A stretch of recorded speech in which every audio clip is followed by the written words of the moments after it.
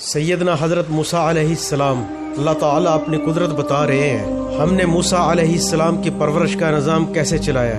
فرعون کو جو اپنے آپ کو رب کہتا تھا، اس نے اپنے ستاروں کے حساب سے نجومیوں سے خبر ملی بنی اسرائیل قوم سے ایک ایسا بیٹا پیدا ہونے والا ہے جو تیری سلطنت کو الٹا دے گا، آپ تک آپ کا تاج آپ کی سلطنت کو مٹا دے گا۔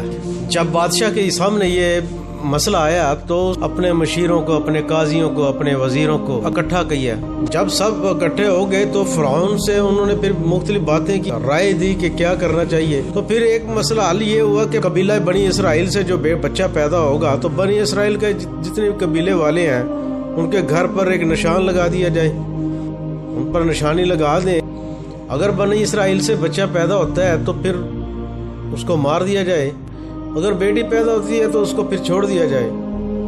تو وہ اس طاق میں لگ گئے، اس انتظار میں لگ گئے کہ کب کس کے بیٹا پیدا ہوتا ہے تو پھر ہم فرعون کو بتائیں گے۔ اور بنی اسرائیل کے قبیلہ سے جو بچہ پیدا ہوتا تو اس کو مار دیا جاتا، اور کئی بچوں کو مار دیا گیا۔ مگر اللہ تعالیٰ اپنے نظام قدرت کو چلانے کے لیے پھر معجزات دکھاتا ہے، اپنی طاقت دکھاتا ہے۔ اللہ اپنی طاقت دکھاتا ہے۔ اللہ پاک بہت عظیم ہے، پوری کائنات انہوں نے بنائی ہے۔ اللہ تعالیٰ کے یہاں بادشاہت اس کی ہے، ہر جگہ بادشاہت اللہ پاک کی ہے۔ اللہ پاک نے پھر دکھایا فرعون کو۔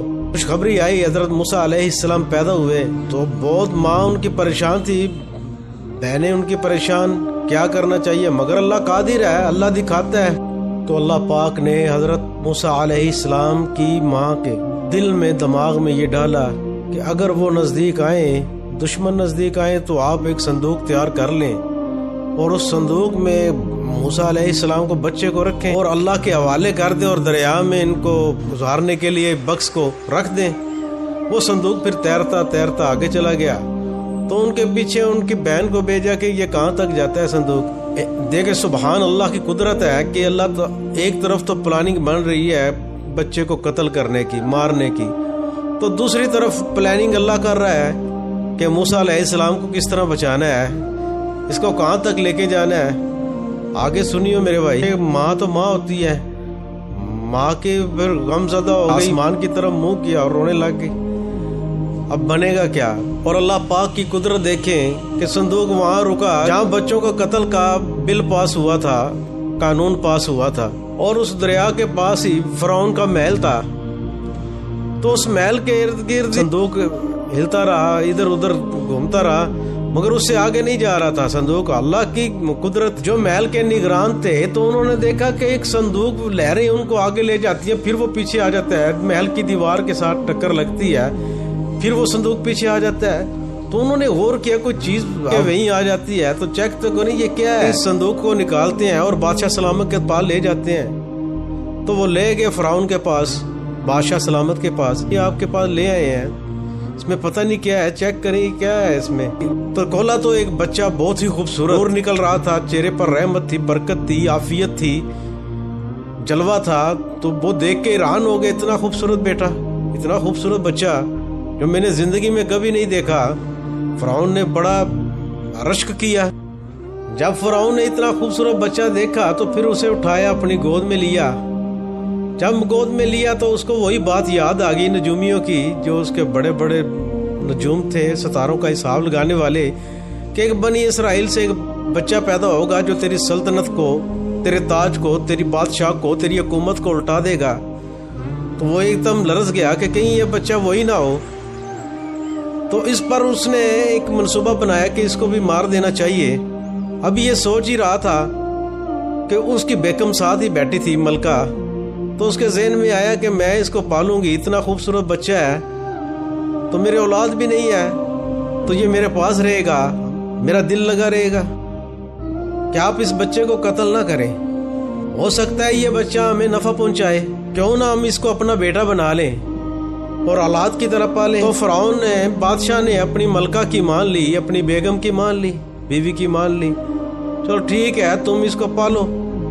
اس کی دیکھ بھال کرو۔ عورت کی بات مانی جاتی ہے، جہاں دیکھ لیں، اپنے گھر میں دیکھ لیں، جہاں بھی جائیں تو ہم عورت کی سنی جاتی ہے۔ انسان کا دل موم ہو جاتا ہے جب وہ عورت روتی ہے۔ تو فرعون نے بھی یہی کیا، اب وہ اس کی آنکھوں میں آنسو آ گئے، غمزدہ ہو گئی، تو پھر فرعون نے کہہ دیا ٹھیک ہے پالو، اللہ نے دکھانا تھا، پالنا تھا، اپنے نبی کو پال کر دکھانا تھا۔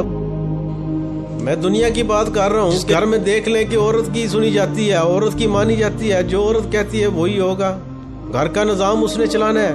تو اسی طرح ایک واقعہ ہے کہ ایک مچھیرا تھا، اس مچھیرے کو مچھلی، بہت خوبصورت ایک مچھلی ہاتھ لگ گئی، شکار میں آ گئی ہے۔ اس کے ذہن میں خیال آیا کہ اگر میں یہ مچھلی بازار میں بیچتا ہوں، منڈی میں سیل کرتا ہوں، تو اس کی قیمت کیا لگے گی؟ بہت کم قیمت لگے گی، اتنی خوبصورت مچھلی ہے، کیوں نہ میں اس کو اپنے، میرے نزدیک ہی محل ہے بادشاہ کا، تو اس کے پاس لے جاتا ہوں، تو اس کو گفٹ کرتا ہوں، تحفہ دیتا ہوں، تو وہ مجھے انعام و اکرام دے گا، بیچنے سے بہتر ہے کہ کچھ مال زیادہ مل جائے گا۔ تو وہ مچھیرا بادشاہ کی خدمت میں حاضر ہو گیا۔ اچھا، پھر وہ بادشاہ سلامت کو مچھلی بہت پسند آ گئی، اس نے کہا اس مچھیرے کو 100 روپیہ انعام دیا جائے، تو اس کو انعام دیا گیا، 100 روپیہ اسے انعام دیا گیا۔ اور جیسے ہی مچھیرے کو 100 روپیہ دیا تو وہ بڑا خوش ہوا، بہت خوش ہوا، بڑا خوش وہ واپس جا رہا تھا، محل سے باہر نکل رہا تھا، تو ساتھ ہی ملکہ بیٹھی تھی، اس بادشاہ کی ملکہ بیٹھی تھی، تو اس نے کہا بادشاہ سلامت، یہ آپ نے کیا کیا ہے؟ 4 آنے کی مچھلی، روپے کی مچھلی، تو آپ نے 100 روپے میں اس سے لے لی ہے، تو یہ آپ خسارے میں ہے، آپ نقصان میں ہے۔ تو اس کی بیگم لالچی تھی، کنجوس تھی۔ تو بادشاہ سلامت نے کہا کہ نہیں، بادشاہ جو بات کرتا ہے وہ پوری کرتا ہے، اب میں نے دے دیا ہے تو آپ اس کو جانے دیں۔ مگر وہ عورت کی سنی جاتی ہے بھائی، عورت نے جو تم اس کو واپس بلایا، تو بادشاہ سلامت نے کہا ہے ملکہ سے، میری بیگم، تو اس کا کیا کہیں گے آپ؟ جب بلا لیا تو اس کو کہنا کیا ہے؟ مچھلی نر ہے یا مادہ ہے؟ تو اس پہ وہ کنفیوز ہو جائے گا، اس کو نہیں علم ہوگا۔ اگر نر کہا تو پھر کہیں گے ہمیں مادہ چاہیے تھی، اگر مادہ کہے گا ہم کہیں گے کہ نر چاہیے تھا، تو اس کو واپس کر دیں گے، 100 روپے اپنا واپس لے لیں گے۔ تو یہ میرے بھائی، یہ قصہ ایک کہانی ہے، عارضی کہانی ہے آپ کو سمجھانے کے لیے۔ تو میرے بھائی، وہ مچھیرا بھی بڑا سمجھدار تھا، ذہین تھا، تو اس نے کہا مجھے واپس بلایا ہے تو کوئی نہ کوئی دال میں کالا ہے۔ تو وہ پہنچا بادشاہ سلامت کے پاس، بادشاہ سلامت سے کہا کہ جی بادشاہ سلامت، آپ نے مجھے یاد کیا ہے، بلایا ہے۔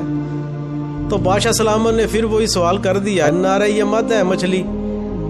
تو بہت سوچ بچار کے ساتھ مچھیرے نے کہا نہ یہ نر ہے نہ یہ مادہ ہے، یہ درمیان کی مخلوق ہے۔ بادشاہ حیران ہو گیا، سوچنے لگ گیا کیا میں کیا کروں؟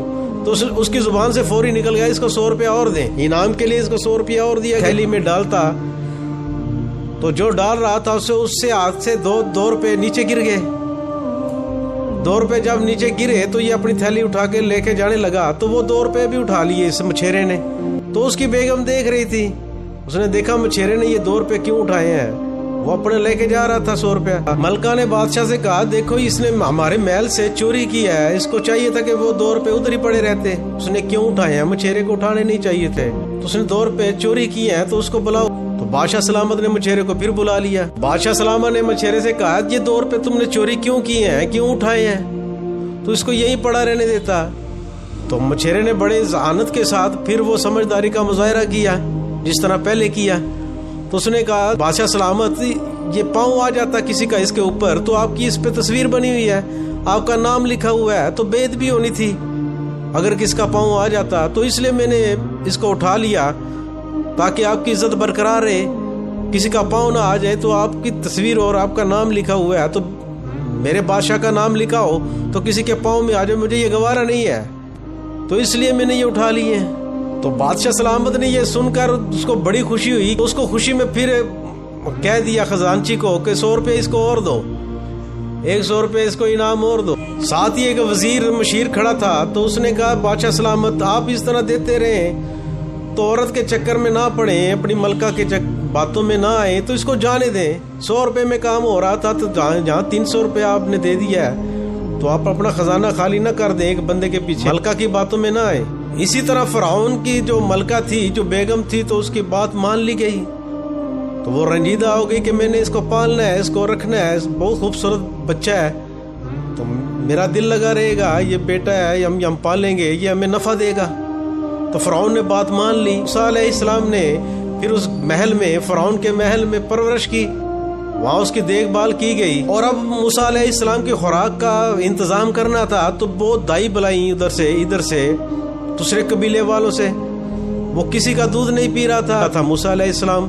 تو اللہ نے دکھانا تھا اس زمانے میں جو عورتیں ہیں وہ اجرت پر قیمت لے کر دودھ پلایا کرتی تھی. تو حضور پاک صلی اللہ علیہ وآلہ وسلم کے دور میں بھی ایسا ہوتا رہا ہے. خوراک کے انتظام کے لیے، بچوں کی خوراک کے لیے پھر وہ دائی رکھ لیتے تھے. دائی یا بچے کو لے جاتے تھے جو کھلی فضا میں، کھلی ہوا میں، تو بچے کی پرورش اچھی ہوتی ہے، تندرست ہوتا ہے بچہ، ہر بیماری سے بچتا ہے. تو حضرت موسیٰ علیہ السلام کی ہمشیرہ جو بہن تھی وہ سارا یہ ماجرا دیکھ رہی تھی کہ میرے بھائی کی پرورش کا انتظام جو ہے وہ کسی اور دائی کے ہاتھ میں نہیں ہے. ان کی ہمشیرہ نے کہا کہ ملکہ سلامت ایک بہت ہی نیک عورت ہے مصر کی، تو اس کو میں اگر لے آؤں، عورت بہت نیک ہے، پرہیزگار ہے، تو اس کا دودھ پی لے گا یہ بچہ. حضرت موسیٰ علیہ السلام کی بہن جلدی محل سے نکلی، اور محل سے نکلنے کے بعد وہ بھاگی دوڑتی ہوئی ماں کے پاس پہنچی. تو ماں سے سارا ماجرا سنایا. تو آپ جلدی کریں، جلدی پہنچیں. تو ملکہ نے اجازت دے دی ہے تو آپ آئیں. تو جیسے ہی وہ موسیٰ علیہ السلام کی ماں اور ان کے بہن محل میں پہنچے تو ان کو پھر وہ بچے کو دیا، تو بچے نے دودھ پینا شروع کر دیا. تو اللہ پاک دکھاتا ہے، تو نہ آپ دیکھ لیں، ماں کو بھی دکھایا ہے کہ آپ کو میں نے صندوق میں کوئی خوراک نہیں رکھنے دی، تو میں پالن ہار ہوں، میں خالق ہوں، میں پالنے والا ہوں، میں دینے والا ہوں. اس کائنات کو بنایا ہے میں نے، تو مجھے پتہ ہے کہ میں اس کائنات میں اپنی مخلوق کو کس طرح رزق دینا ہے، کس طرح رزق پہنچانا ہے. تو اللہ نے دکھایا ہے، لوگوں کو دکھایا، اپنی مخلوق کو دکھایا، اس کائنات کو دکھایا ہے کہ پالنے والا میں ہوں، بچانے والا میں ہوں، نبی کی نبوت کو دینے والا میں ہوں. مگر اللہ نے دکھایا ہے کہ تم قانون کچھ اور بناتے ہو، میرا قانون کچھ اور ہے. تو اللہ پاک نے موسیٰ علیہ السلام کو فرعون کے گھر میں پال کر دکھایا، بڑا ہو کر دکھایا، نبوت دی، تو اس کے تخت کو، اس کے تاج کو الٹا کر دکھایا ہے. تو آپ کے سامنے ہے قرآن پاک میں یہ قصہ حضرت موسیٰ علیہ السلام کا. آپ پڑھیں تو آپ پڑھیں گے تو آپ کو پتہ چلے گا کہ اللہ ہمارا کتنا قدرت والا ہے، اللہ ہمارا کتنا طاقت والا ہے، اللہ تعالیٰ کتنی کائنات کو چلانے والا ہے، جو نظام کو چلا رہا ہے. پھر اللہ نے دکھایا ہے جہاں قتل کے منصوبے بنے تو اسی گھر میں پال کے دکھایا اللہ پاک نے. تو میرے بھائی اللہ پر یقین رکھیں، اللہ کامل ہے، اپنی مخلوق کو خالق دیتا ہے. خالق نے بنایا ہے ہمیں پیدا کیا ہے، تو پیدا کرنے کے بعد وہ ہمیں رزق بھی دے گا. تو میرے پیارے بھائی، آپ اور اللہ کے رسول کی باتوں پر عمل کریں، ان کی عبادات پر چلیں، اور جو اصول بتائے ہیں اللہ پاک نے، اللہ کے نبی نے، صحابہ اکرام نے، تو جو انہوں نے اصول بتائے ہیں ان پر زندگی گزاریں. ایسے ہم زندگی گزاریں گے ان کے کہنے پر، ان پر عمل کریں گے تو اللہ ہمارے راستے کھولے گا رزق کے. رزق اللہ کے پاس ہے، پرورش اللہ کے پاس ہے، بادشاہت اللہ کے پاس ہے، تاج اللہ کے پاس ہے، دنیا کائنات کے خزانے اللہ کے پاس ہیں. تو ہم خزانے جو اللہ نے دیے ہیں، جو ہمیں دے رکھے ہیں، تو ہم ان نعمتوں کا فائدہ اٹھائیں. تو اس کا فائدہ اٹھانے کے لیے ہمیں محنت کرنا ہوگی، ہمیں اللہ اور اللہ کے رسول کی باتوں پر عمل کرنا ہوگا، ان کے راستے پر چلنا ہوگا، تبھی ہماری زندگی بنے گی اور آخرت بنے گی. ایک دفعہ آپ چل کے تو دیکھیں، اللہ کی راہ میں نکل کے دیکھیں، اللہ پر یقین کریں، اللہ پر اعتماد کریں، اللہ پھر دے گا. وہ انعامات دے گا جو آپ کی سوچ میں نہیں ہے، آپ میں گمان میں نہیں ہے، آپ کی گمان میں نہیں ہے. اور رزق ایسی جگہ سے ملتا ہے جہاں آپ گمان بھی نہیں کر سکتے. مگر اس کے لیے شرط ہے کہ اللہ اور اللہ کے رسول کی مانیں، حلال طیب رزق کھائیں، کسی کو دھوکہ نہ دیں، فراڈ نہ کریں، وزن پورا رکھیں، ملاوٹ نہ کریں، ہر انسان کی رہنمائی کریں، چاہے وہ مسلمان ہے چاہے وہ غیر مسلم ہے. اللہ پاک کی مخلوق سے محبت کریں. مقصد لے کے آئے ہیں، اس دنیا میں آئے ہیں، وہ کوئی مقصد ہے، اس مقصد کو پورا کریں. وہ مقصد کیا ہے میرے بھائی؟ وہ مقصد یہ ہے کہ اللہ اور اللہ کے رسول کا کام مانا جائے، ان کے راستے پر چلا جائے. ہمیں دیکھ بھال کے لیے بھیجا ہے. اس دنیا کی دیکھ بھال کس طرح ہے؟ ہمارے ذمہ ہے کہ جو لوگ غیر مسلم ہیں، جو اللہ کو نہیں مانتے، ان پر دین پہنچانا ہے، مشقت کرنی ہے، ان کو راہ راست پر لے کر آنا ہے، ان کو سیدھے راستے پر لے کر آنا ہے، اللہ کی وحدانیت بتانی ہے، اللہ اور اللہ کے رسول کا احکامات بتانے ہیں، تبھی ہماری زندگی بنے گی. ان تک پہنچانا ہے، یہ ہمارے ذمہ ہے. وصلی اللہ تعالی علی خیر خلقہ ونور عرشہ وزینت فرشہ وقاسم رزقہ محمد صلی اللہ علیہ وآلہ وسلم۔